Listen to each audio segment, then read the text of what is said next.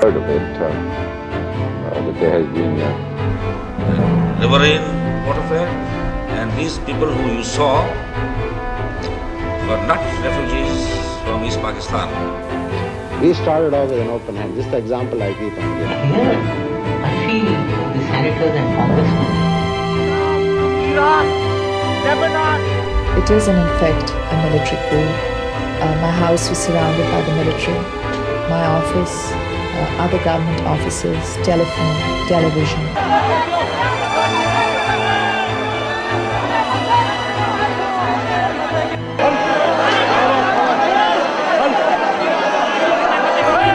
Pakistan today successfully conducted 5 nuclear tests. The results were as expected. There was no release of radioactivity.